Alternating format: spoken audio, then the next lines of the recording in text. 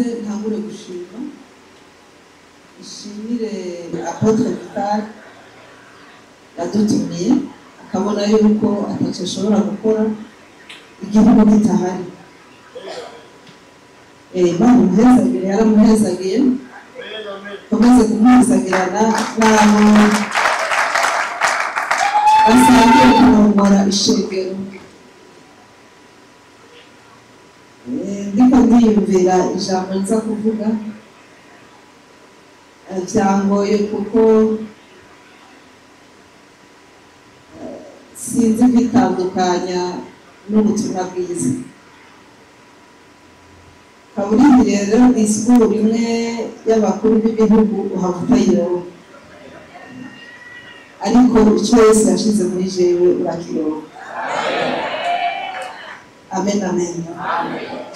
Nta nezerewe kumva hari abakozi b'Imana batandukanye bavuye hirya no hino. Ni iby'igiciro. Burya ikintu cya mbere igihugu gikeneye ni ubumwe bw'abakozi b'Imana.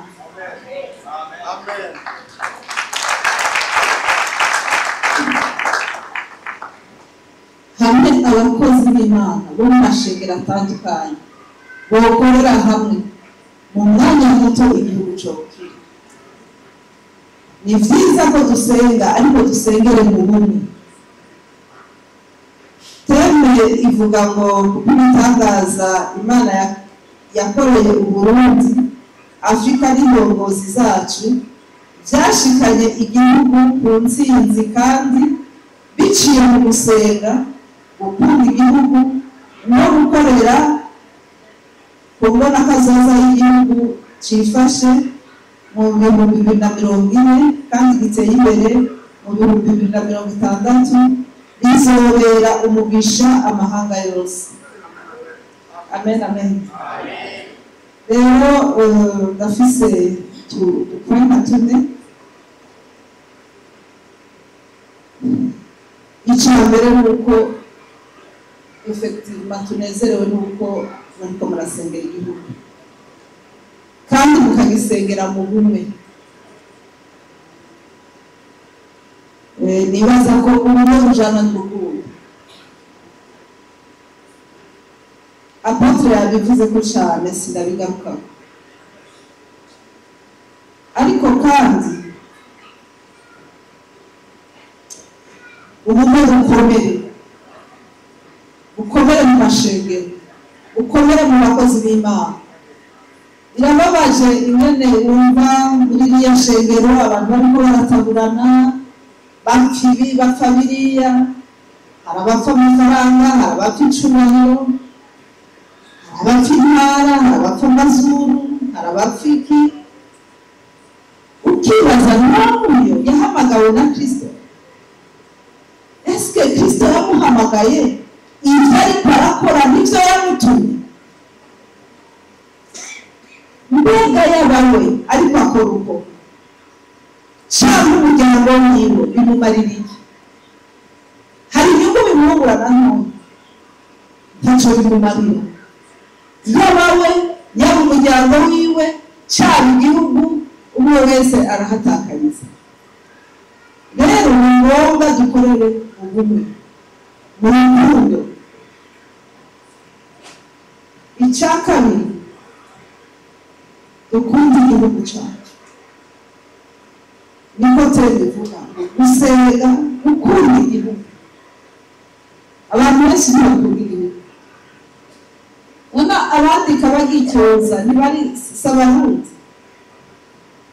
Byinshi ndabisoma mu Kirundi, basoma ku bivuga bavyita ngurukana bumenyi, les réseaux sociaux. Byinshi byandikwa mu Kirundi, kandi muri abo bandika n'igihe usanga harimo abakozi b'Imana. Ndabivuga kuko nabihawe, igihugu kirimo gicafuzwa na bene cyo kiriko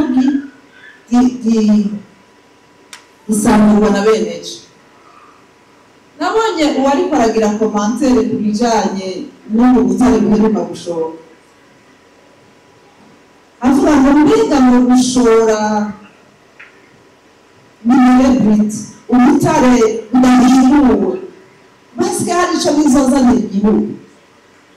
Urumva we ahagaze hajya kugira kritike ikintu cyose gikozwe ashaka iti urumva uyu nibaza ko atari kumwe na twebwe. Amen, amen. Umuntu wese rero agira umutima wo gukunda igihugu. Burya naho abantu baza kurondera umugisha hanze, ahantu hawe hambere hari umugisha wawe ni mu gihugu Imana yaguhaye, igihugu Imana yaguhaye kuvukiramo. Ababyeyi bawe nibaza ko abarundi benshi barafise itongo n'ubwo bafise gatoya, hari abafise hanini hari abafise hato, ariko naho nyene Imana yaguhereye umugisha wawe uraho. Umugisha wawe ni kuja kuwuhiga handi si bibi, mugabo hari igihugu usanga usize hano. Amen, amen. Ukunda igihugu. Vitali yavuze cyane ku bijanye n'imbona kazoza. Wowe imbona kazoza yawe niyi. Amen, amen. Wakoze Imana muri ngaha abanyari benshi cyane, ni muri benshi hano. Nigisha gute mu mashengero yabo ibijanye n'imbona kazoza. Baraga mu tazi yaje akazimira ntacererwa. Ifa ko umuntu wese abona ati mbega jeni hari umugambi uwo, jeni hari umugambi uwo, niko njahe ndasenga mugabo turacari mw'isi nk'uko umukozi w'Imana yabivuze. None wowe utari utiyunguruza mu gifaransa niho baca umugani ngo qui n'avance pas recule. Utariko aratera imbere abariko asubira inyuma. Ni kuvuga ngo mu mashengero twigisha abantu gukora imigambi, twigisha abantu kwiha imbona kazoza. Erega igihugu gitera imbere ni jewe nawe we dutera imbere, n'abantu batera imbere. Wowe watera imbere nawe ugatera imbere, wowe ugatera imbere, wowe ugatera imbere, wowe ugatera imbere. Tuzisanga ari igihugu cyateye imbere. Amen. Rero twigisha abantu turongoye mu mashengero bimbona kazoza, ni nawe uzorongora abantu bamerewe neza mw'ishengero, bakaronka amashikanwa, bakaronka ibigira cumi, bakaza bambaye neza badashoje, nawe uzumva ko unezerewe urongora iryo shengero. Ariko urongora ishengero bose baza kubitura imitwaro. Mukozi w'Imana je naraye gusa, mukozi w'Imana umwana baramwirukanye, mukozi kw'ishuri, mukozi w'Imana je bariko barasohora mu nzu. Ivyo bintu ntibiryoshe turebe. Ariko abantu bahagurutse bagakora, ijambo ry'Imana ritubwira ngo uzohezagira ibikorwa by'amaboko yawe. Amen, amen. Rero twigisha abantu gukorera imiryango yabo hamwe no gusenga, hamwe no kubaha Imana. Ijambo twasomye gusubira mu byagezwe ivuga ngo iki? Ngo nimwagira umwete wo kumva mukitondera ivyo mbagera uyu munsi ngo muzogira umugisha. Amen, amen. Tuzogira umugisha nitwitondera ivyagezwe vy'Imana, ariko kandi Imana izohezagira ibikorwa by'amaboko yacu. Twabwiwe ngo tuzohezagirwa mu maja, duhezagirwe mu mazi, tuzohezagirwa mu bisagara, duhezagirwe mu matongo, tuzohezagirwa etc etc. Nibaza ko atari ikisobanuro batabuze. Usubira mu cyageze mu Imana, uhera kuri rimwe gushika kuri 14, ukaba utari bwahase ko ndakwinginze uno munsi haso kandi ayo majambo yabiregwa. Amen, amen. Dusenge igihugu. Hari ibyaha byakozwe mu Burundi, mbega twaravyihanye. Amen, amen. Turaje mu Nehemiya, Nehemiya aseze asaba imbabazi z'ibyaha byakozwe nabi n'ubwoko bw'iwabo. Sizi ko Nehemiya mu babikoze yarimo, ariko ngo yamaze iminsi yisozesha asenga kubw'igihugu c'iwabo casambutse. Muri uko gusenga kwiwe akihana ibyaha ibyaha byiwe ngo mbere na jewe ngo n'inzu ya data twaracumuye ngo n'igihugu n'ubwoko bwacu bwose bwaracumuye. Uno munsi twebwe nk'abakozi b'Imana iyo dusenga turibuka kwihana ibyaha byakorewe mu Burundi. Mbega nimba Imana yabwiye Kayini ati amaraso ya mwene wanyu Abeli ariko arataka, mbega mu Burundi hasesetse amaraso angana iki? Uno munsi ariko arataka. Amen. Mbega twarabyihanye nk'abakozi b'Imana, twarafashe umwanya turasenga Imana, turafata igifungo kugira ngo dutakambire Imana. Amaraso ya bene wacu yasesetse, abantu benshi b'inzirakarengane yapfuye atazi icyo azira, akibaza ati none jewe nazize iki? Amen, amen. Nabonetse voyage ngo umugabo n'umugore barongoranye badasangiye ubwoko, umwe ni Umututsi undi ni Umuhutu. Hanyuma uwo Mututsi yari yahatswe sosavuzi ngo bamubona ko ari Umututsi, arongora umugore nawe nyene yari yahatswe bamubona ko ari Umuhutu. Uno munsi barubakanye n'ibintu bakanyeneza. Amen. Barasasagaye bagira ati manyaje bari hamwe. Ese none dupfiki nuko apotre yabivuze dupfiki. Amen. Rero icyo ni ikintu nk'abakozi b'Imana twohagarara. Daniel nawe nyene ariko arasenga, nawe nyene yarasaba imbabazi, yasenga ashima Imana, yongera asaba imbabazi z'ibyaha byakozwe n'ubwoko bwabo, bigatuma baba inyamubiri. Uno munsi rero nk'abantu mbega twarihaye ibyaha, twarasabye imbabazi, twaratakambiye Imana kubw'amaraso y'inzirakarengane yasesekeye mu Burundi, kugira ngo isi ireke kugira uwo muvumo. Amen, amen. Kugira ngo isi ireke kugira uwo muvumo, kugira ngo Burundi, amen, Burundi uve ko icyo cyaha, uve ko icyo gicu, aho ni jewe nawe turiko turabwira. Amen. No munsi ndiko ndibarira kandi nawe ndiko ndakubarira. Amen. Rero ndumva sinovuga amajambo menshi, ariko umwe wese hano arafise icyo akora kugira ngo Burundi butere imbere. Amen. Urafise icyo wokora, na cyane amashengero.